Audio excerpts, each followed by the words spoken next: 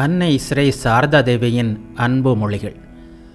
என்னிடம் பிரார்த்திப்பவர்களின் அருகில் அவர்களின் கடைசி காலத்தில் நிச்சயம் இருப்பேன் என்று குருதேவர் என்னிடம் சொல்வதுண்டு. இது அவரது வாய்மொழி. பயமெதற்கு? நீ என் மகன், பயமெதற்கு? இந்த ஊனக்கண்களால் கடவுளை யாராவது கண்டிருக்கிறார்களா?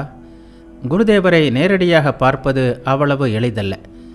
நரேன் அமெரிக்காவில் இருக்கும்போது தீவிர மன இயக்கத்துடன் தவித்தபோது குருதேவர் நரேனின் கையை பிடித்து கொண்டிருந்ததை உணர்ந்தான். அதுவும் சில நாட்களுக்கு மட்டுமே அப்படி நடந்தது. சந்நியாசி எல்லா மாயைகளையும் வெட்டி எறிய வேண்டும். பொன் சங்கிலியும் இரும்பு சங்கிலி போல் ஒரு தலைதான். உண்மையான துறவிகள் மாயையை வெட்டி எறிந்து நிர்வாண நிலையை அடைவார்கள். பகவானுடன் கலந்து விடுவார்கள். ஆசைகளின் காரணமாகவே உடம்பு தோன்றியிருக்கிறது. சிறிதளவேனும் ஆசை இருந்தால்தான் உடல் நிலைக்கும். ஆசைகள் முற்றிலுமாக ஒழியும் போது எல்லாம் ஒரு முடிவுக்கு வந்துவிடுகிறது. தேவர்களானாலும் சரி, யாராக இருந்தாலும் சரி, எல்லோரும் இந்த பூமியில் பிறக்கவே செய்கிறார்கள். சூட்சும உடலில் உண்ணவும் உடுக்கவும் பேசவும் முடியாதல்லவா? அதனால்தான் அவர்கள் அந்த நிலையில் நீண்ட காலம் வாழ முடிவதில்லை. சூட்சும உடலில் வாழ்பவர்கள் இருக்கும் இடத்திலேயே மர பொம்மைகள் போல் யுக யுகங்களாக அப்படியே இருப்பார்கள். பகவான் விரும்பினால் அவர்களை அங்கிருந்து கீழே கொண்டு வருகிறார். ஜனலோகம், சத்தியலோகம், துருவலோகம் என்ற லோகங்கள் பல உண்டு.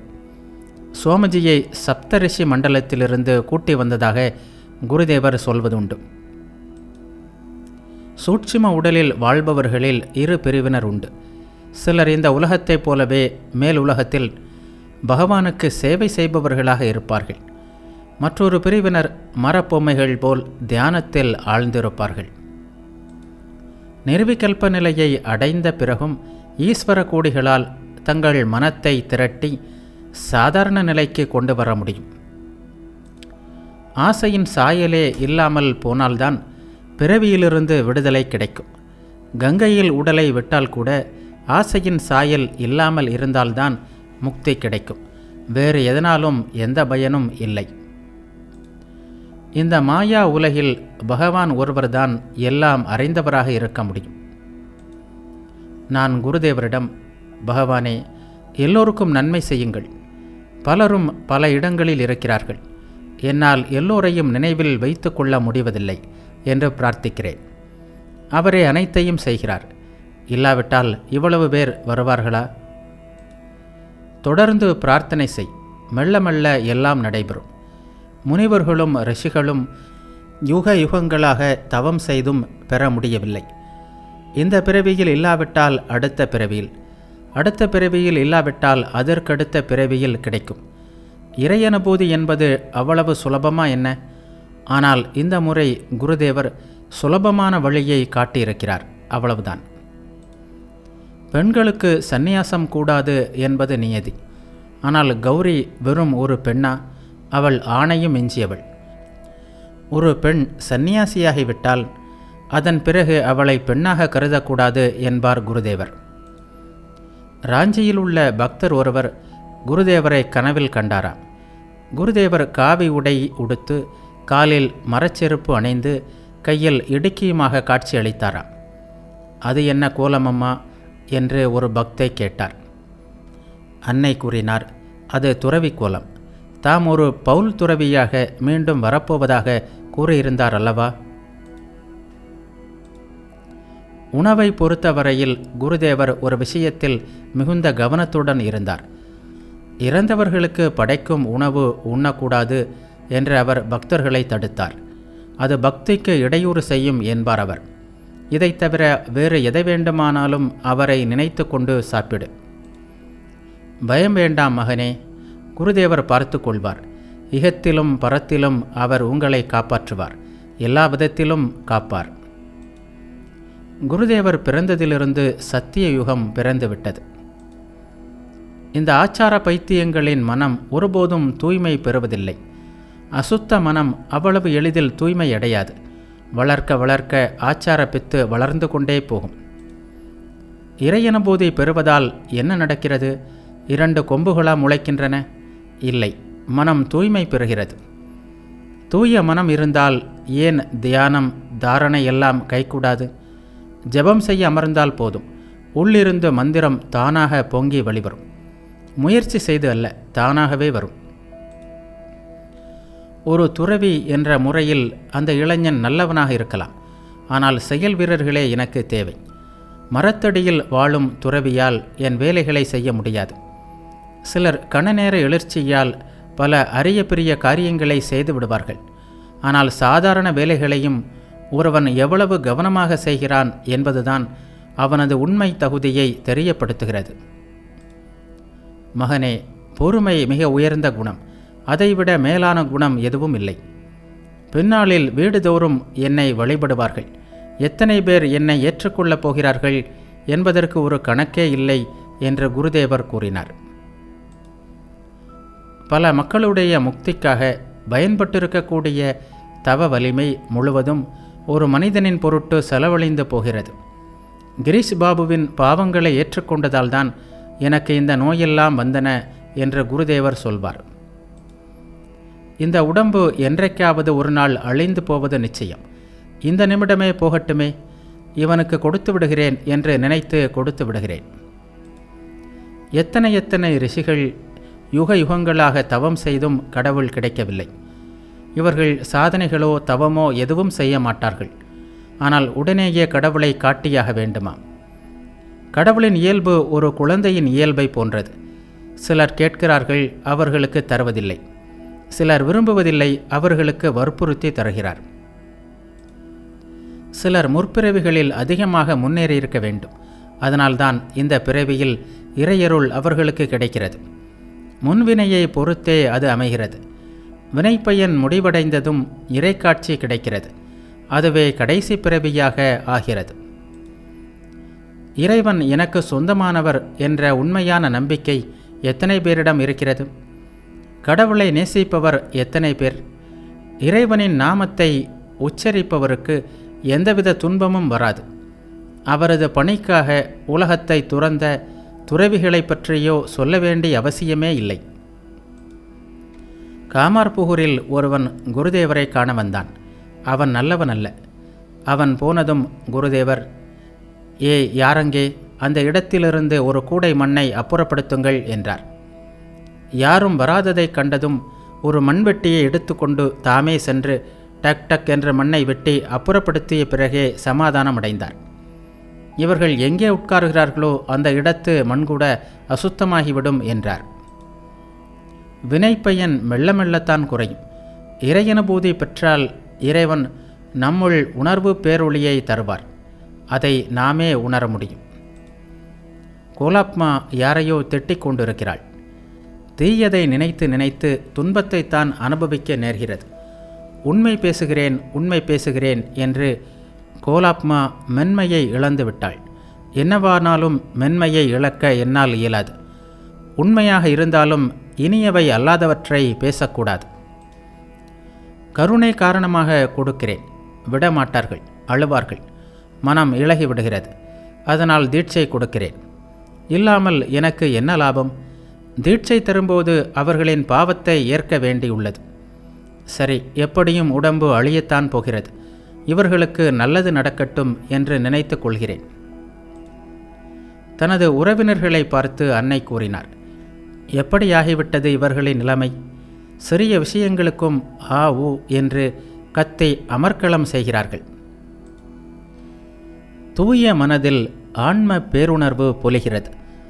பகவானை சார்ந்து வாழ்வது, நம்பிக்கை வைப்பது, இதுவே சாதனை அல்லவா? ஆகா, நரேன் ஒரு சமயம் 1,00,000 பிறவிகள் ஏற்படட்டுமே, அதனால் என்ன பயம் என்று குறிப்பிட்டார். உண்மைதானே? பிறப்பதற்காக ஞானி பயப்படுவானா என்ன? அவர்களுக்கெல்லாம் எந்த பாவமும் சேர்வதில்லை. அறிவற்றவன்தான் எப்போதும் பயந்து சாகிறான். துறவி சீடர் ஒருவர் ரிஷிகேசத்திற்கு சென்றார். அன்னைக்கு கடிதம் எழுதியிருந்தார். அம்மா, எனக்கு குருதேவரின் தரிசனம் கிடைக்கும் என்று கூறினீர்களே, ஆனால் இன்னும் கிடைக்கவில்லையே என்று எழுதியிருந்தார். நீ இவ்வாறு பதில் எழுது என்று அன்னை கூறினார். நீ ரிஷிகேசத்திற்கு போயிருப்பதால் குருதேவரும் ரிஷிகேசத்திற்கு சென்று தங்க முடியாது என்று எழுதினார். இவன் ஒரு துறவி. இறைவனை நினைப்பதை தவிர வேறு என்ன செய்வான்? அவர் விரும்பும்போது தரிசனம் அளிப்பார். யாருடைய புண்ணியம் எப்படியோ, வினைப்பயன் எப்படியோ அப்படிதான் நல்ல வாய்ப்புகளும் நன்மைகளும் வந்து சேரும். விஷயம் என்னவென்றால், சம்சார சாகரத்தை கடக்க வேண்டும் என்று நினைப்பவன் கட்டுகளை வெட்டி எறிந்துவிட்டு வருவான். அவனை யாரும் கட்டி வைக்க முடியாது. என்னால் பிறருடைய குற்றங்களை காணவோ கேட்கவோ முடிவதில்லை. பிராரப்த கர்மத்தின்படிதானே ஒருவன் நடக்க முடியும். கலப்பை குத்த வேண்டும் என்று இருந்தால் ஊசியாவது குத்தியே தீரும். பிறரது குறைகள் ஆரம்பத்தில் என் கண்ணிலும் படத்தான் செய்தது. கண்களில் கண்ணீருடன் நான் இறைவனிடம், பிரபு, நான் யாருடைய குறைகளையும் பார்க்க விரும்பவில்லை என்று எவ்வளவோ பிரார்த்தனை செய்தேன். அதன் பிறகுதான் அந்த குணம் என்னிடமிருந்து அகன்றது. சேவகர்கள் பலரின் வீழ்ச்சி பற்றி கூறுகிறாயா? அது ஏன் நிகழ்கிறது? ஒரு மகான் இருந்தால் அவரை சுற்றி நாற்புறமும் ஒரு மகிமை பரவுகிறது. அவருக்கு சேவை செய்ய வருகின்ற பலரும் அந்த மகிமையில் தங்களை இழந்து விடுகின்றனர். புகழையும் பெருமையையும் எல்லாமாக கொண்டு அதிலேயே மூழ்கி வீழ்கின்றனர். அதனால்தான் வீழ்ச்சி ஏற்படுகிறது. சிலர் குருதேவரிடம், எங்கள் மனம் ஏன் கடவுளை நாடவில்லை என்று கேட்டனர். அதற்கு குருதேவர் கூறினார், படுக்கையறை வாசனை இன்னும் போகவில்லை. முதலில் அந்த வாசனை போகட்டும். அதற்குள் என்ன அவசரம்? படிப்படியாக எல்லாம் நடக்கும். இந்த பிறவியில் சந்தித்திருக்கிறோம், அடுத்த பிறவியிலும் சந்திப்போம், அப்போது நடக்கும் என்பார். சாதனையாகட்டும், தவமாகட்டும், தீர்த்த யாத்திரையாகட்டும் இளமையிலேயே செய்ய வேண்டும். தினம்தோறும் 20,000 ஜெபம் செய்ய வேண்டும். முடியுமா? முடியும் என்றால் மனம் வசப்படும். இது நான் என் அனுபவத்தில் கண்டது. முதலில் இவ்வாறு செய்யட்டும். ஆனால் மன ஈடுபாட்டுடன் ஜெபிக்க வேண்டும். அதை செய்ய மாட்டார்கள். ஜெபம் செய்து செய்து இறைவனின் உருவக்காட்சி கிடைக்கும்போது, தியானம் கைகூடும்போது ஜெபம் நின்று விடுகிறது. தியானம் கைகூடிவிட்டால் எல்லாமே கிடைத்த மாதிரிதான். அலை பாய்வது மனதின் இயல்பு. எனவே ஆரம்ப நிலையில் மனதை வசப்படுத்துவதற்கு சற்று மூச்சை ஒழுங்குபடுத்தி செய்ய முயல வேண்டும். மனம் நிலை பெற அது உதவும். ஆனால் அளவுக்கு மீறி செய்யவும் கூடாது. மூளை சூடாகிவிடும். ஜெபமாகட்டும், தியானமாகட்டும், இறைக்காட்சி ஆகட்டும் எல்லாம் மனத்தை பொறுத்தது. மனம் வசப்படும்போது எல்லாமே கிடைத்து விடுகிறது. மனிதன் இறைவனை மறந்தே வாழ்கிறான். அதனால்தான் அவர் அவ்வப்போது வந்து சாதனைகள் செய்து வழி காட்டுகிறார். இந்த முறை தியாகத்தை காட்டியிருக்கிறார். இறைவனை யார் உண்மையிலேயே விரும்புகிறார்கள்? அந்த மனஇயக்கம் யாரிடம் இருக்கிறது? ஒரு பக்கம் தங்கள் பக்தியையும் ஆர்வத்தையும் பற்றியெல்லாம் பேசுகிறார்கள். மறுபக்கம் சாமானிய சுகபோகத்திற்காக ஒரு சிறு வாய்ப்பு கிடைத்தால் உடனே துள்ளி குதிக்கிறார்கள். ஆஹா, கடவுள்தான் என்ன ஒரு கருணை காட்டிவிட்டார் என்று சொல்கிறார்கள். ஒரு வார்த்தையில் சொல்வதானால் நாம் பிரார்த்திக்க வேண்டியது ஆசையின்மை. ஆசைதான் துக்கங்களுக்கு மூல காரணம். பிறப்பு இறப்பு சுழலில் மீண்டும் மீண்டும் நாம் உழல்வதற்கு காரணம் ஆசைதான். அது மட்டுமல்ல, முக்தி பாதையில் தடையே ஆசைதான். குருதேவருக்காக பணி செய்ய வந்த துறவிகளான நீங்கள் எதற்காக கரையில்லாத வேட்டி கட்டுகிறீர்கள்? பெரிய கரையுள்ள வேட்டி கட்டுங்கள். இல்லாவிட்டால் மனம் கிளமாகிவிடும். மனத்தை எப்போதும் இளமையாகவும் உற்சாகமாகவும் வைத்திருக்க வேண்டும். துறவிகளிடம் அன்னை கூறினார், கட்டாயமாக வேலை செய்யத்தான் வேண்டும். வேலை செய்வதால் மனம் விழிப்புடன் இருக்கிறது. ஆனால் ஜப, தியானம், பிரார்த்தனை ஆகியவையும் கட்டாயம் வேண்டும். காலையிலும் மாலையிலும் ஒரு முறையாவது சாதனைகளுக்காக அமர்ந்தேயாக வேண்டும். அது கப்பலுக்கு சுக்கான் போல செயல்படுகிறது. படிப்படியாக தியானம் செய்ய வேண்டும். தியானத்தில் முதலில் இஷ்ட தெய்வத்தின் முகம் தோன்றுவது இயல்புதான். ஆனால் பாதங்களிலிருந்து தொடங்கித்தான் தியானம் செய்ய வேண்டும். பின்பு முழு வடிவையும் தியானிக்க வேண்டும். வேலைகளுடன் காலையிலும் மாலையிலும் ஜப தியானம் செய்யாவிட்டால் நீ என்ன செய்கிறாய், என்ன செய்யவில்லை என்பதெல்லாம் எப்படி தெரியும்? அன்றுதான் பார்த்தாயே, ஒருவன் பலவந்தமாக அமர்ந்து அதிகம் ஜபத்தியானம் செய்ய முயற்சித்தான். என்னவாயிற்று? மனநிலை பாதிக்கப்பட்டு வந்து சேர்ந்தான். மனம் பாதிக்கப்பட்டால் என்ன மிஞ்சும்? மனம் என்பது ஸ்க்ரூ போன்றது. ஒரு பிரி கலன்றால் போதும், பைத்தியம் பிடித்துவிடும். இல்லாவிட்டால் மகாமாயையின் பொறியில் சிக்கி நான் பெரிய புத்திமான், நான் நன்றாகத்தான் இருக்கிறேன் என்று நினைத்து கொள்வான். மனத்தை கண்டபடி அலைய விடுவதை விட வேலைகளில் ஈடுபடுவது எவ்வளவோ மேல். அலைகின்ற மனம் குழப்பத்தையே உருவாக்கும். எனது நரேன் இதையெல்லாம் பார்த்துதானே பற்றற்று பணி செய்தல் என்ற ஒரு பாதையை உருவாக்கினான். இதயம் புண்படுமாறு பேசலாமா? உண்மையாக இருந்தாலும் பிறரது உள்ளம் புண்படும் விதத்தில் அதனை கூறக்கூடாது. இப்படியே பேசினால் கடைசியில் அது உன் இயல்பாகவே ஆகிவிடும். மென்மையை இழந்துவிட்டால் பிறகு ஒருவனது பேச்சை எதுவும் கட்டுப்படுத்த முடியாது. சாதனையின் ஆரம்ப காலங்களில் இரவும் பகலும் ஆராய்ச்சிகள் செய்வது நல்லதல்ல. இத்தகைய ஆராய்ச்சி மனதை வறட்சியாக்குகிறது. குருதேவரின் தெய்வீக வாழ்க்கையை பற்றி சிந்தனை செய். அப்போது மனம் மீண்டும் புத்துணர்ச்சி பெறுவதை காண்பாய். நான் பிள்ளைகளிடம் சொல்வதெல்லாம் இதுதான். யாரையும் துன்புறுத்தாதீர்கள். தீமை செய்தவர்களை தண்டிக்குமாறு பகவானிடம் பிரார்த்தனை செய்யாதீர்கள்.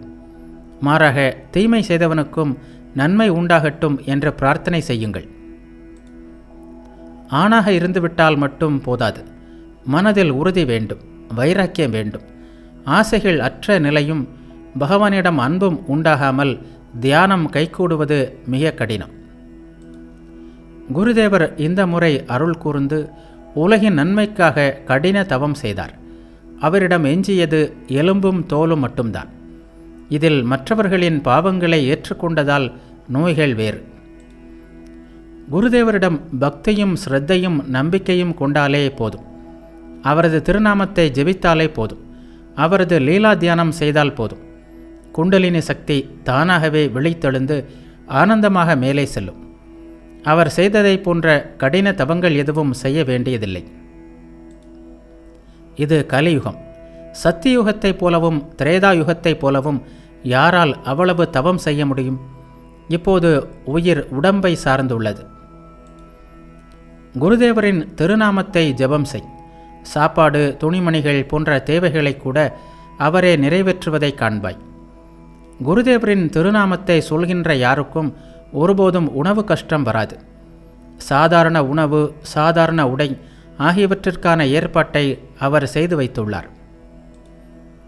குருவருளும் இறையருளும் இல்லாமல் யாராவது தானாக பந்தங்களிலிருந்து விடுபட முடியுமா? அதனால்தான் குருதேவர் கடினமான தவங்கள் செய்து அதன் பலனை வருகின்ற பக்தர்கள் அனைவருக்காகவும் சேர்த்து வைத்துவிட்டு சென்றுள்ளார். அவர் அருள் கூர்ந்து கதவின் அருகிலேயே நின்று கொண்டிருக்கிறார். நீங்கள் கதவை திறந்தால் மட்டும் போதும். இதோ பார், மனத்தை இரண்டாக பிரிக்க வேண்டும். இதில் ஒன்று விவேக மனம், மற்றொன்று விளையாட்டு பிள்ளை போல் விவேகமற்ற மனம். தாய் தந்தையர் எப்படி விளையாட்டு பிள்ளைகளை உடனிருந்து கவனித்துக் கொள்வார்களோ அப்படி விவேக மனதை விவேகமற்ற மனத்தின் பின்னால் அதை எப்போதும் தொடரும்படி செய்ய வேண்டும். ஏதாவது ஒரு விஷயத்தை தொடர்ந்து செய்வதால் இந்த விவேகமற்ற மனதில் ஒரு ஆழமான சம்ஸ்காரம் உருவாகி விடுமானால் நீ 1000 முறை மறுத்தாலும் மனம் வழிக்கு வராது. அந்த வேளையில் பிரார்த்தனையை நாட வேண்டும். பலவீனமான அந்த மனதின் மூலம் குருதேவரிடம் பிரார்த்திக்க வேண்டும். வேறு எந்த வழியும் இல்லை. அவர் கடவுள். அவரால் எல்லாம் முடியும். அவர் ஓர் அச்சை உடைத்துவிட்டு மற்றோர் அச்சில் நம்மை உருவாக்க அவரால் முடியும். குருதேவரின் திருவுள்ளத்திற்கு முன்னால் மனித மனங்கள் வெறும் பச்சை களிமண் உருண்டைகளைப் போல் ஆகிவிடுவதையும், அவர் யாரை எப்படி உருவாக்க நினைக்கிறாரோ அப்படி அவர்களை உருவாக்குவதையும் நான் கண்டிருக்கிறேன். குருதேவர் வரவில்லை என்றால், அவர் காரணமற்ற கருணை காட்டவில்லை என்றால் மாயையின் கட்டுகளிலிருந்து விடுபட முடியுமா? அவர் கடின தவங்கள் செய்தார். மனிதர்களின் வினைப்பயனை அளிப்பதற்காக அந்த தவங்களின் பலனை தியாகம் செய்தார். மனிதர்களின் பாவங்களை ஏற்று அவர் எவ்வளவு கஷ்டங்களை தாங்க வேண்டியிருந்தது. தொண்டை புண்ணால் அவர் பட்ட அவதிகளை கண்டிருந்தால் உங்களுக்கு புரிந்திருக்கும். அவ்வளவு கஷ்டங்கள் இருந்தாலும் அவர் மக்களின் நன்மையையே நாடினார். பேசுவதை அவர் நிறுத்தவே இல்லை. யாராவது அவரிடம் வரவில்லை என்றால் வருத்தப்படவே செய்தார். மகனே, இப்போதெல்லாம் என்னால் யாருடைய குற்றங்களையும் காணவோ கேட்கவோ முடிவதில்லை. பிராரப்த கர்மத்தின்படிதானே ஒருவன் நடக்க முடியும். கலப்பை குத்த வேண்டும் என்று இருந்தால் ஊசியாவது குத்தியே தீரும். வாழ்க்கையின் கடைசி கட்டம்தான் மிகவும் கடினமான பகுதி. வாழ்க்கை முழுவதும் நன்றாக போகும். ஆனால் கடைசி காலத்தில்தான் நோய் நொடி, சோகம், தாபம், கவலை, கண்ணீர் எல்லாம் வரும். ஓ, என்ன கஷ்டம்! பிராரப்த வினை முடிவுறும் தருணம் அல்லவா? அதனால்தான் அவ்வளவு துன்ப துயரங்கள். குருதேவரின் திருவருள் இருக்குமானால் கடைசி கட்டம் நன்றாக நடக்கும். யார் அவரிடம் சரணடைகிறார்களோ அவர்களது வினைகளை அவர் அறுத்து விடுகிறார். அவருக்குத்தான் என்ன ஒரு கருணை! அவர் கபால மோச்சனர். ஆனால் சிலரது பிராரப்த வினை மிகவும் ஆற்றல் மிக்கதாகவே இருக்கும். அவர்கள் சிறிது அனுபவித்தேயாக வேண்டும். அதன் பிறகுதான் எல்லாம் சரியாகும். அறியாமை இருக்கும் வரை இந்த மாயாஜால விளையாட்டும் நடைபெறும். இறைக்காட்சி ஏற்பட்டால் இந்த உலகங்கள் எல்லாம் நிழல் போல் மறைந்துவிடும். அப்போது இறைவன் மட்டுமே உண்மை, மற்ற எதுவும் உண்மையல்ல என்பது புரியும். தூல உடம்பு விழுந்த பிறகு வினைப்பயனுக்கு ஏற்ப நுண்ணுடம்பு இந்த நல்ல மற்றும் தீய உலகங்களுக்கெல்லாம் செல்கிறது. அறியாமையில் இருக்கும் இந்த நுண்ணுடம்பின் பயணத்தை தனது பயணமாக கருதுகிறான். பாரேன், மனம் கனவு காண்கிறது. அப்போது புறத்தில் உள்ள இந்த உண்மையான உலகம் மறந்து போகிறது. கனவுலகமே உண்மையாக தோன்றுகிறது. சம்ஸ்காரம் என்றால் என்ன? அது சாதாரண விஷயமா? எண்ணற்ற பிறவிகளில் உள்ள எண்ணற்ற சம்ஸ்காரங்கள் மனதில் உள்ளன. ஒரு கூட்டம் அழிந்தால் மற்றொரு கூட்டம் வருகிறது. இரத்த பீஜ அசுரனைப் போல் எல்லா ஆசைகளையும் விட்டுவிட்டு யார் சச்சிதானந்த பரம்பொருளை மட்டும் நாடுகிறார்களோ அவர்கள் முக்தர்கள் ஆகிறார்கள். ஆசைகள்தான் சம்ஸ்காரங்களை எழுப்புகின்றன. இறைவன் சுதந்திரர். அவரது திருவிளையாடல் எந்த சட்டத்திட்டங்களுக்கும் உட்பட்டது அல்ல. அவரது திருவுள்ளம் எப்படியோ அப்படியே அவர் செயல்படுவார். அவரது திருவுள்ளம் இருந்தால் மாயை மனிதனை கட்டாமல் விலகிவிடும். குழந்தையின் இயல்பு கொண்டவர் இறைவன் என்பார் குருதேவர். அவர் யுகந்தோறும் அவதரித்து மனிதனுக்கு எவ்வளவோ உபதேசங்கள் தருகிறாரே. ஆனால் அதன்படி நடப்பவர் யார்? இதோ பார், எல்லாம் குருதேவரின் ஆற்றல். அவர் எழுப்பதால் அனைவரும் வருகிறார்கள். குருதேவர் என்ன ஆண்களுக்காக மட்டுமா வந்தார்? பெண்களுக்காகவும் தானே வந்தார். சிலர் அவருடன் வந்தார்கள், சிலர் அவரிடமிருந்தே வந்தார்கள், சிலர் முக்தி பெறுவதற்காக வந்தார்கள். இனியும் பலர் வருவார்கள். சிலரை அவர் தமது பணிக்காகவே உடன் அழைத்து வந்தார். ஒரு நாள் சுதீரா ஒரு கனவு கண்டாள். அதில் குருதேவர் ஒரு சபை நடுவே வீற்றிருந்தார். ஆண்களும் பெண்களுமாக அங்கே பலர் இருந்தனர். குருதேவர் சுதீராவை அழைத்து, எனக்காக கொஞ்சம் வேலை செய்வாயா என்று கேட்டார். சுதீரா சம்மதித்ததும் அவர், அப்படியானால் இதோ இந்த கதவை திறந்து உள்ளே செல் என்றார். சுதீரா கதவை திறந்ததும் இந்த உலகத்தை கண்டாளாம். சில மனிதர்கள் படும் துன்பத்தைக் கண்டு ஈஸ்வர கோடிகள் இறங்கி வருகிறார்கள். அவர்களின் தியாகம்தான் எத்தனை மகத்தானது! அவர்களிடம் ஏதோ கொஞ்சம் ஆசை இருந்தது. அதனால்தான் பிறக்க நேர்ந்தது. உயிர்கள் படுகின்ற துன்பத்திற்காக இரக்கம் ஏற்பட்டால் அவர்களின் வினையை ஏற்க வேண்டியுள்ளது.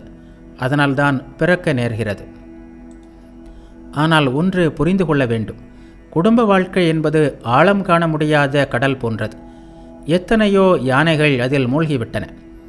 மிகவும் எச்சரிக்கையாக இருக்க வேண்டும். குரு யார்?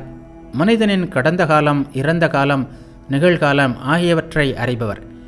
இந்த முறை குருதேவரின் திருவருளால் அவரது அருள் எல்லைக்குள் யாரெல்லாம் வந்துவிட்டார்களோ அவர்களுக்கு இதுவே கடைசி பிறவி. மண்கட்டியாலேயே மண்கட்டியை உடைப்பவர் அவர். பலமான மண்கட்டியால் எறிந்தால் மற்ற மண்கட்டிகள் உடைகின்றன. அதுபோல் பல்வேறு செயல்களில் நம்மை ஈடுபட வைத்து பிறவிக்கு காரணமான வினை பயனிலிருந்து நம்மை விடுவிப்பார். ராமகிருஷ்ண லோகத்தில் சென்றுவிட்டால் அங்கே ஓய்வெடுப்பதே தியானமாகிவிடுகிறது. இந்த உலகத்தில் சேவைகள் செய்வது, சாதனைகள் செய்வது என்று தீவிரமாக பாடுபடுவதன் விலையை நீ ராமகிருஷ்ண லோகத்தில் சென்றால் புரிந்து கொள்ளலாம். குடும்ப வாழ்க்கை என்பது ஆழம் காண முடியாத கடல் போன்றது. எத்தனையோ யானைகள் அதில் மூழ்கிவிட்டன. மிகவும் எச்சரிக்கையாக இருக்க வேண்டும். குருதேவரின் படம் ஒன்றை எப்போதும் அருகில் வைத்துக்கொள். அவர் எப்போதும் உன் அருகில் இருக்கிறார், உன்னை பார்த்து கொண்டிருக்கிறார் என்று கருது. எந்த கேள்வி எழுந்தாலும் அவரிடமே பிரார்த்தனை செய். அதற்கான விடையை உன் மனதிலேயே அவர் தருவதை காண்பாய். அவர் அகத்தில் அல்லவா இருக்கிறார்.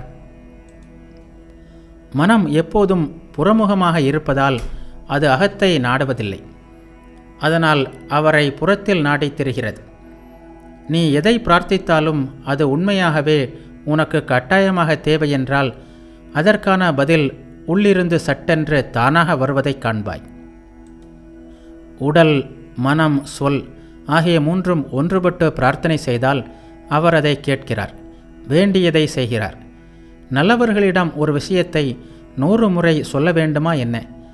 எச்சரிக்கையாக இருக்க வேண்டும். மனிதன் தன் மனதை அறிய விரும்புவதில்லை.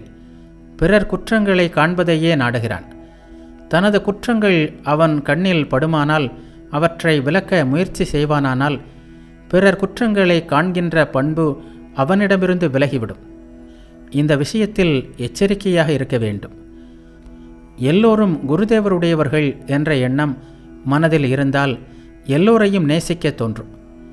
நைவேத்தியத்தில் ஊறுகின்ற எறும்புகளை கூட விளக்க முடியாத நிலை எனக்கு ஏற்பட்டதுண்டு.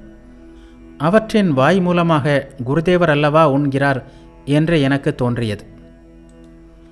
எல்லோரிடமும் குருதேவரை காண முடியாவிட்டால்தான் இப்படி பிறரை நிந்திப்பதும் பிறர் குற்றம் காண்பதும் மனதிற்கு உகந்ததாக தோன்றும்.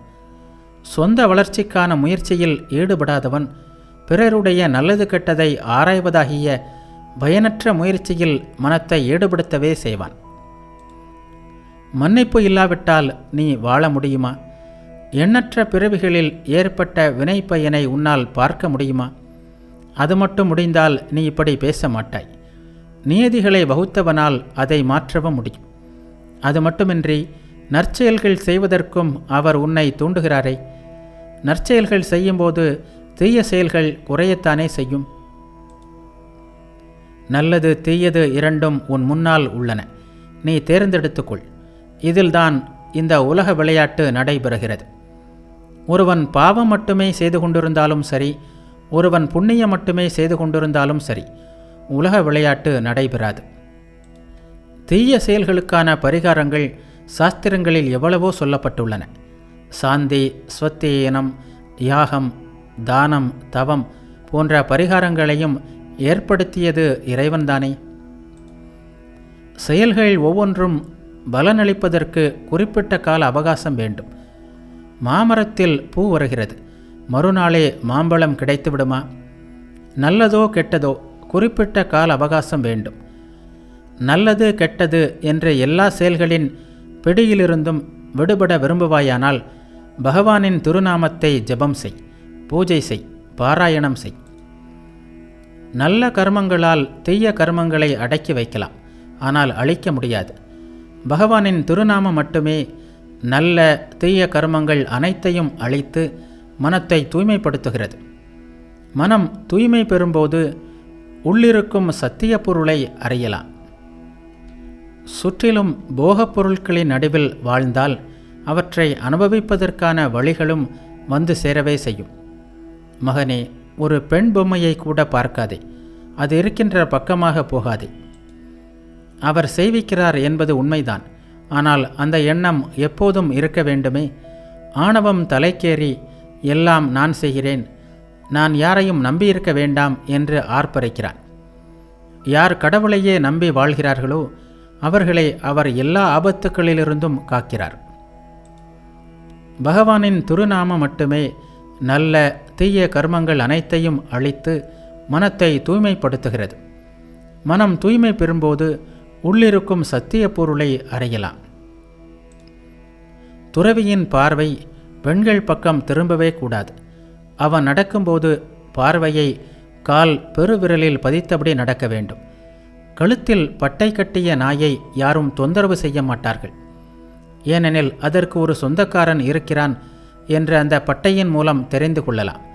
அதுபோல் காவி உடை ஒரு துறவியை காக்கிறது. மனம் தூய்மை பெறும்போது உள்ளிருக்கும் சத்திய பொருளை அறியலாம். மனம் எப்போதும் தீயவற்றையே நாடுகிறது. ஒரு நல்ல விஷயத்தை செய்ய எண்ணினால் மனம் ஒத்துழைக்காது. நகபத்தில் நான் வாழ்ந்த நாட்களில் இரவு வேளைகளில் வெளியில் அமர்வேன். சலனமற்ற கங்கையின் தெள்ளிய நீரில் வானத்து நிலவின் பிம்பம் தெரியும். இறைவா, இந்த நிலவில் கூட களங்கம் உள்ளது. என் மனதில் எந்த களங்கமும் இல்லாமல் இருக்க அருள் புரிவாய் என்று அழுதபடியே பிரார்த்திப்பேன். நான் அங்கே தங்கிய போது ராம்லாலை கூட என்னிடம் வரக்கூடாது என்று தடுப்பார் குருதேவர். இத்தனைக்கும் ராம்லால் எனக்கு மகன் முறை. ஓர் இடத்தில் இருக்கும்போதே மனம் அமைதியாக இருக்குமானால் தீர்த்த தலங்களில் ஏன் சுற்ற வேண்டும்? தியானம் செய்ய செய்ய மனம் ஒருமைப்பட்டு நிலை பெறுகிறது. அந்த நிலைக்கு பிறகு தியானத்தை கைவிட மனம் விரும்பாது. தியானத்தில் மனம் ஈடுபடாத நாட்களில் மனதை கட்டாயப்படுத்த தேவையில்லை. அன்று இஷ்ட தெய்வத்தை வணங்கி எழுந்துவிடு.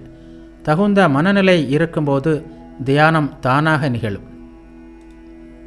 தியானம் கைகூடாவிட்டால் ஜபம் செய்.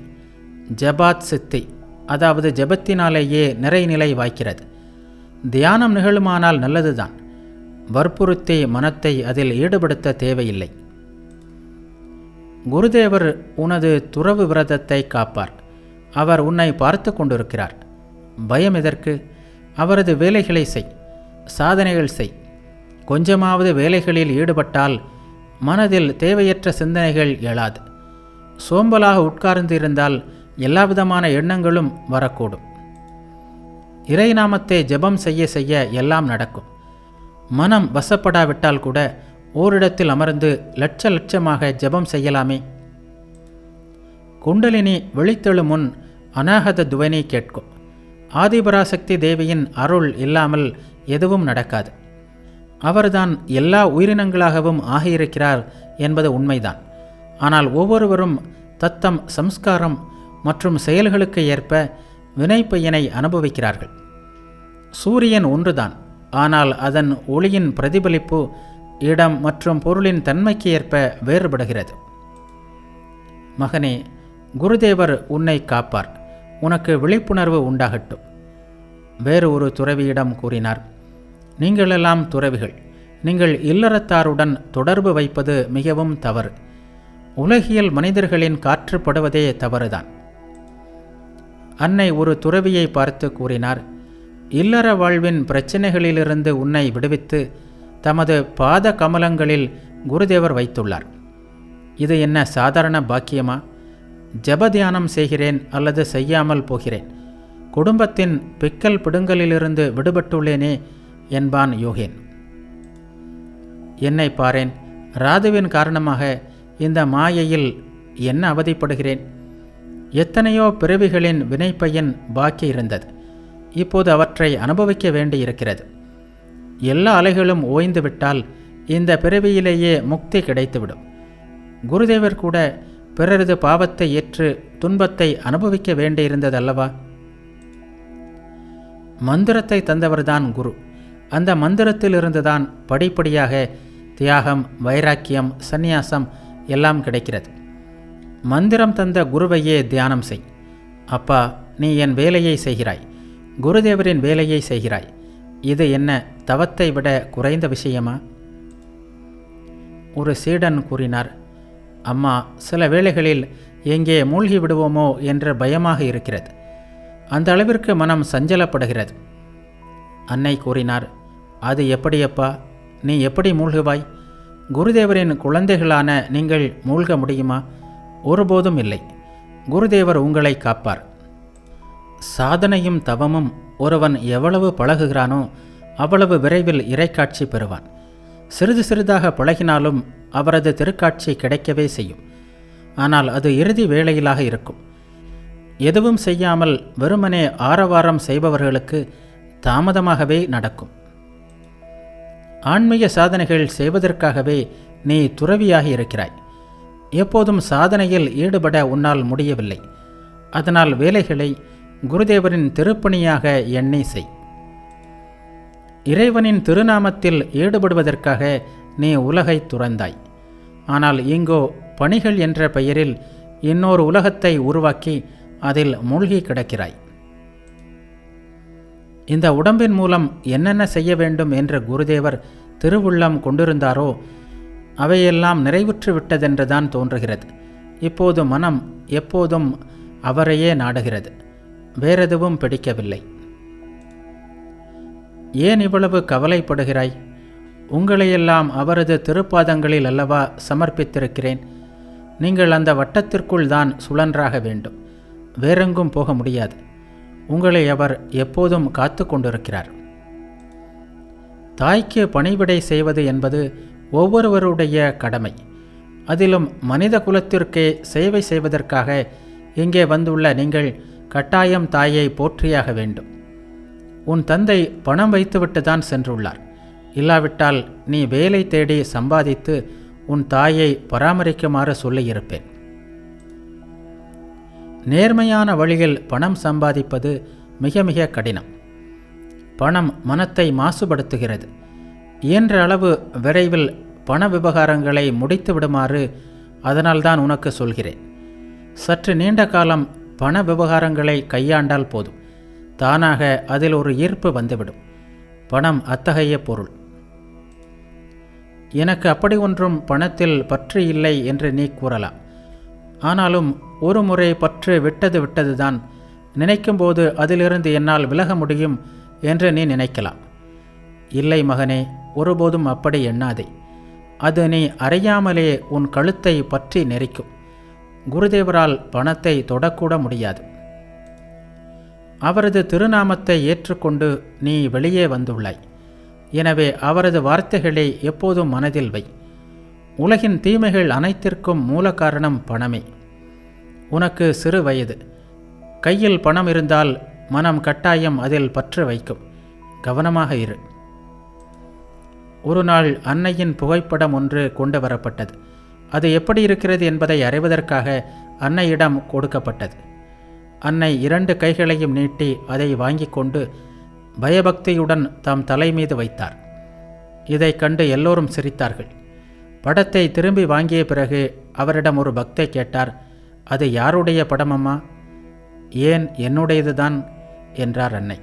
இந்த பதிலை கேட்டதும் அந்த பக்தை வாய்விட்டு சிரித்தார். ஏன் சிரிக்கிறாய் என்று அன்னை கேட்டார். உங்கள் படமானால் ஏன் தலையில் வைத்தீர்கள்? இதை கேட்டதும் அன்னை சிரித்து கொண்டே கூறினார், ஏன், இதனுள்ளும் குருதேவர் தானே இருக்கிறார். கிரீஷ் பாபு குருதேவரை எவ்வளவு திட்டுவார். இருந்தாலும் அவரை போன்ற பக்தர் யார்? அவர்கள் பக்தர்களாகவே பிறந்தவர்கள். பக்தனாக இருப்பது சாதாரண விஷயமா என்ன? பக்தி சும்மா வந்துவிடுமா? இறைவன் முக்தி தந்தாலும் தருவார், ஆனால் பக்தியை எளிதில் தரமாட்டார். இது ஒரு விதமான ஈர்ப்பு தான், ஆனால் இதில் மாயை இல்லை. இந்த ஈர்ப்பின் காரணமாகத்தான் மீண்டும் மீண்டும் வந்து போக வேண்டியிருக்கிறது. புரிகிறதா? உலகில் வேறு யாரும் உனக்கு சொந்தமானவர்கள் அல்ல என்பது ஒரு நாள் உனக்கு தெரிய வரும். இந்த ஈர்ப்பு உண்மையில் என்ன என்பதை அப்போது நீ சரியாக புரிந்து கொள்வாய். ஒருவருக்கு அன்னை அறிவுரை கூறினார். மனைவி என்பவள் வீட்டு மகாலட்சுமி. அவள் ஒரு விதத்திலும் மனம் நோகும்படி நடக்கக்கூடாது. அவள் என்ன தனக்காகவா எல்லாம் செய்கிறாள்? உங்கள் மனைவியை பொறுத்தவரையில் அவள் கை கொஞ்சம் தாராளம், அவ்வளவுதான். அதனால் என்ன வந்துவிட்டது? எல்லாம் பக்தர்களின் குடும்பமே அல்லவா? அவளை நன்றாக வைத்துக் கொள்ளுங்கள். லலித் சட்டோபாத்தியார் என்பவரை பற்றி பேச்சு வந்தது. அன்னையின் அருள் பெற்றவராக இருந்தும் அவரால் குடிப்பழக்கத்தை விட முடியவில்லை. ஆனால் அன்னையிடம் அவர் மிகுந்த பக்தி கொண்டிருந்தார். அவரை பற்றி பேசிக்கொண்டிருந்த போது அன்னை கூறினார், ராட்டினத்தில் பல வண்ண நூல்களை சுற்றி வைக்கிறோம்.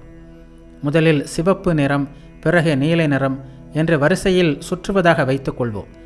அதை மீண்டும் எடுக்கும்போது அதே வரிசையில்தான் வெளிவரும். ஆனால் இரண்டிற்கும் வேறுபாடு உண்டு. முதலில் சுற்றும்போது பிணைக்கப்படுகிறது, இரண்டாவது சுற்றில் பிணைப்பிலிருந்து விடுபடுகிறது. ஆனால் பார்ப்பதற்கு ஒருபோலவே இருக்கும். அம்மா, நான் முதலில் குருதேவரை தரிசித்த போது அவரது திருமேனியிலிருந்து ஒளி வந்து கொண்டிருந்தது. ஒரு கண்ணாடி துண்டில் சூரியனது கதிர்கள் விழுந்தால் எப்படி ஒளிக்கிரணங்கள் புறப்படுமோ அத்தகைய ஒளி அது என்று ஒரு பக்தை கூறினார். அன்னை கூறினார், உண்மைதான் மகளே, நீ கண்டது உண்மைதான். அவரது உடம்பில் எண்ணெய் தேய்க்கும்போது சில வேளைகளில் நானும் அத்தகைய ஒளியை கண்டதுண்டு.